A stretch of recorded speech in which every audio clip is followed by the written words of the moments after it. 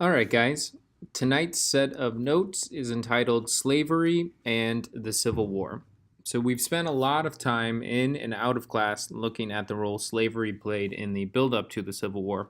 Today, we're going to look at the experience and the roles, or experience of slaves and the role of slavery during the war itself.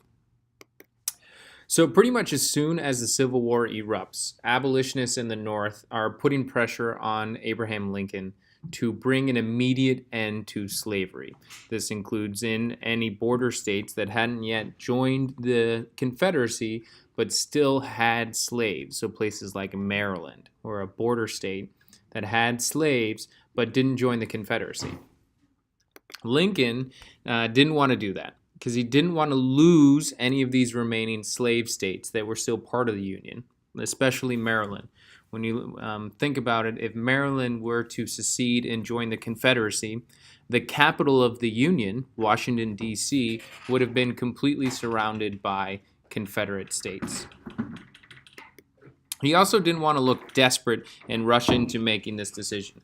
He wanted to use some sort of victory as a launching pad to make an announcement regarding slaves. And so he waited until after the Battle of Antietam. As we talked about with our other set of notes, the Battle of Antietam was really a tie, but because the Confederate Army turned and marched south afterwards, Lincoln took it as enough of a victory that he now felt comfortable with the Emancipation Proclamation. There's a lot of misunderstandings about exactly what the Emancipation Proclamation did. So here's what it said. On January 1st, so the beginning of the next year, 1863, all the slaves in areas that were still rebelling would become free.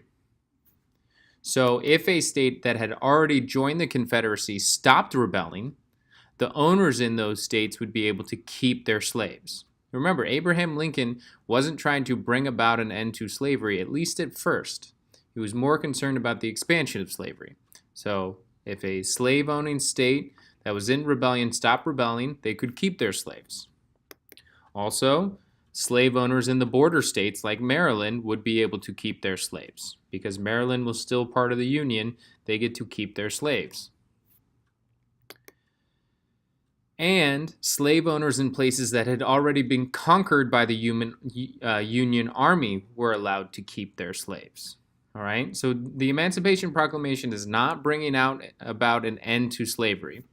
Instead, what the Emancipation Proclamation was about was encouraging the South to give up. If you are a Confederate and your main concern at this point is that if you give up in this fight, that you will lose your property in the form of slaves. Well, what Abraham Lincoln says is no, you'll be able to keep your slaves. As long as you give up before January 1st, 1863, you'll get to keep your slaves. It also has another added benefit for the North. It provides them a moral cause. It gives an extra motivation for abolitionists to want to fight and win this war, because any places that after January 1st, 1863, are defeated and conquered and returned to the Union, slaves in those places would be freed, all right, bringing about an end to slavery in those locations. So that's an extra motivation. If you go and win this battle, it will lead to the release or the freedom, emancipation of slaves in that area. So following the Emancipation Proclamation, we're seeing slaves running away to the Union Army. And some of these runaways were given jobs to help the Army. Also, after the Emancipation Proclamation, the North began to recruit African Americans to serve as soldiers in all black regiments. So African Americans can fight for this cause of the Union and hoping to bring about an end to slavery in the states that were in open rebellion against the North. But it's important to understand, for a long time, these African American soldiers were paid less than their white soldier counterparts. And they were often given the worst jobs, jobs that white soldiers didn't want to do. So the cooking and the cleaning and guard duty and digging trenches.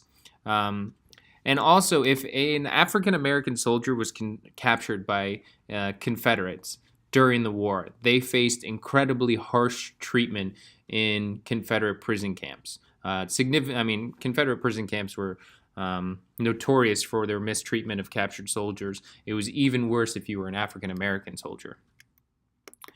Still, we do see some really important all-black regiments. One of the most famous is the 54th Massachusetts, which we will watch a movie about later on in this unit.